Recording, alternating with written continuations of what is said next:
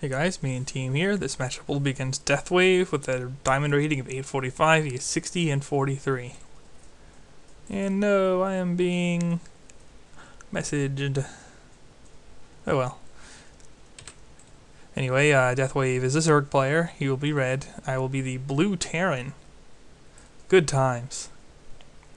And am I going to do a triple Rax press? Well, it certainly doesn't look like it. I'll try to keep this in one part. I think 15 minutes is a pretty good video length for reviewing, and very rarely is there actually 15 minutes of total action in the replays. So I'm going to speed this up. I'm going 9 supply depot, 10 barracks, just because I'm not walling off again. Not 10 barracks, 11 barracks. And this pretty much allows me to screw over any 6-pull play that happens. Yeah, well, we'll see when that finishes. Very few Zerg 6-pull any longer, especially against Terran. So I have like a metagame advantage there too. But yeah, when you 9 supply depot, 11 racks, you can start training your first Marine around when they're training their Zerglings.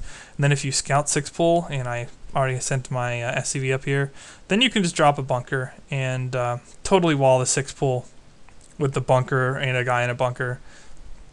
You won't really be able to do anything to your worker line. You can shoot him if he tries to attack your buildings and then run back into the bunker once he gets off. And as you train more Marines, you win. That's one of the reasons back when I was complaining that everyone needs to wall, like everyone thinks you need to wall off and you don't. Yeah, that's not true at all. Anyway, I decided to bunker rush his expo just to annoy him a little bit. Picking off a drone there, and yeah, I'm just going to repair this bunker. Send some Marines over. He's actually dropping a spine up here, which is interesting. But yeah, I mean, you build your supply depot and barracks one supply sooner, and you totally wall a 6-pull. Not a very big economic hit whatsoever.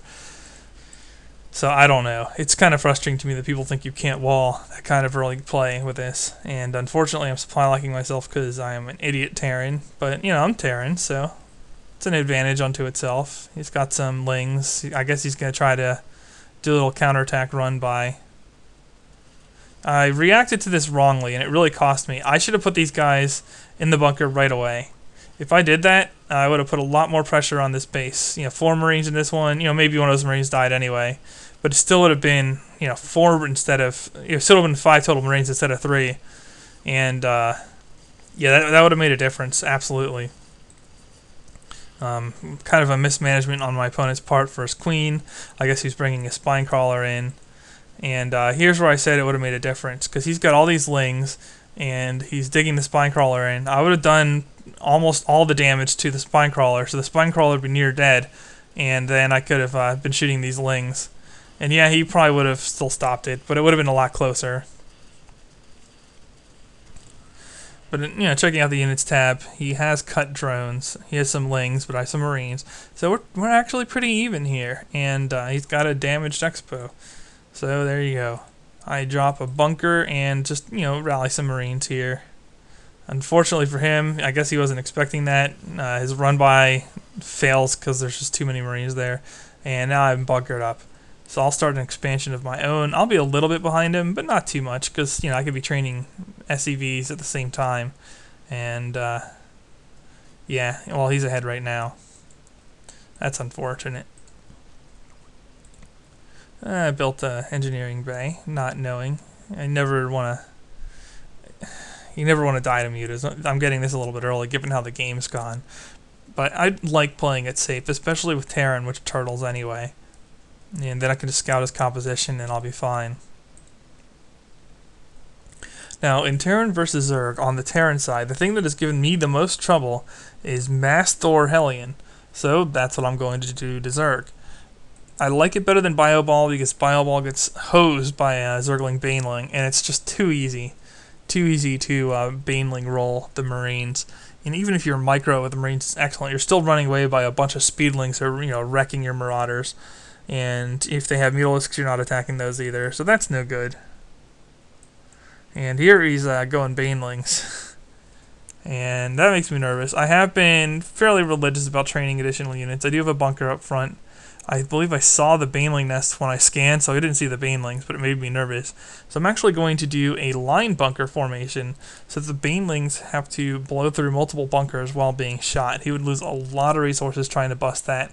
So that's my strategy there. He's picking up a third expansion towards me. This is actually a rather risky location. It's actually more risky than the gold. So I don't know why I didn't just clear the gold out. And I take it he's just playing defensively here. I'm going 3 factory. Probably could have gone more factories. I don't know. I'm still learning this, like I said. Picking up Infernal Pre-Igniter because he already has a lot of lings and he could easily be getting more based on what I've seen. And otherwise, just Thors. Also, a lot of Terrans neglect this. A lot of players in general neglect this. But if you're going to go like a tech branch, get the upgrades for it. Seriously.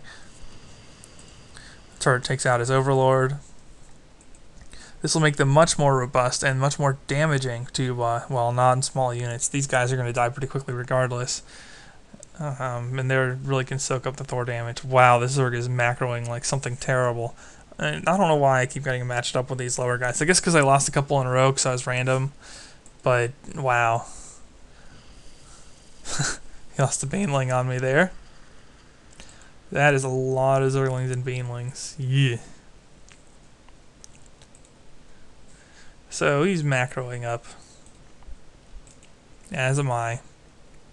And it would be pretty hard to bust this with Banelings and get through the Thors and Hellions afterwards. He might have been able to pull it off. It would have been difficult. I do not yet have vehicle plating, although vehicle plating would be very helpful against the Zerglings. Get 2 armor instead of just 1 armor. Ah, lings. Man, they're so fast on double speed. Yeah, Zerg macro is really something. It's kind of annoying being on the other side. At this point, I was actually afraid of a rock bust. Not knowing that he didn't even bust his own rocks, but whatever. So I'm going to drop a bunker here. Again, I'm just playing safe. I feel like I have a pretty good composition against what he's doing. I have seen these Zerglings and Banelings on a scan now. So as long as I can keep my Hellions out of trouble and I have enough Thors, I'll be fine. I just don't want to die to something stupid like getting caught out of position, so I won't. The bunker will see stuff, and I'll drop a couple Marauders in here to take pot shots at my opponent if he tries to bust the rocks.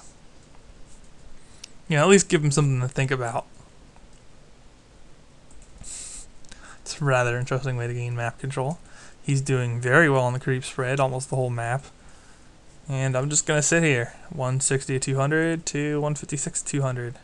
But once again, a lot of that's in drones, so if he fights me, he's going to have to do substantial damage, or the follow-up army will not be a kill shot. That's how it works with her. Follow-up army has to be a kill shot, or your initial army has to do tons of damage, or your initial army should win outright. That's always nice. Yeah, and I have way too many minerals compared to gas here, because this is a pretty gas-heavy army. The Hellions are a decent gas dump. Maybe I should have built an additional reactor factory just to pump more. But I really think the Thors are the bigger deal here. And notice I'm actually getting 2 armories to really upgrade my units. My opponent has 2 armor, but nothing on the attack.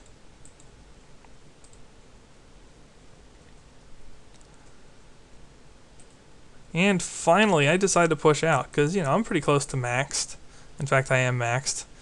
So, it's time to do some damage. He's expanding all over the place. Can't have that stupid Zerg infestation. And here is Zerglings, and here are Zerglings getting roasted by Infernal Pre-Igniter like nothing. And oh no, no, no, Banelings, ah! Banelings, whoa. And look at all these Broodlords. So he saw those Thors all the way. Just one problem, no upgrades. Whereas I have 3 armor against these Broodlings and against these attacks.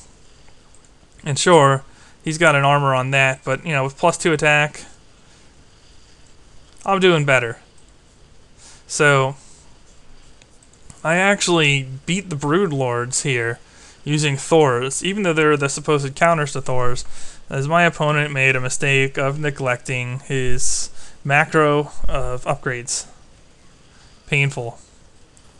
So now it's just going to be blasting the Overlord's game, speeding this up once again. Boom, boom, boom. Probably shouldn't be bothering with this, but it will supply lock him if he tries to get up to max supply again. Actually, I'm doing quite a bit of damage to him. Yeah, he's actually supply locked now, so that was worth my time. And here we have more Corruptors, more Broodlords. Just like me, the Zerg is gas locked. In fact, he's got way more minerals than me. But yeah, just a couple of these Infernal Pre-Igniter Hellions really helps against even the Broodlings, but especially the Zerglings that the people will bring against you. And that's not the best place to put a Broodlord Platoon, not at all. And these things are reducing damage like crazy with their 2 armor, but it's really not doing a whole lot to the Thors. Thors are not impressed.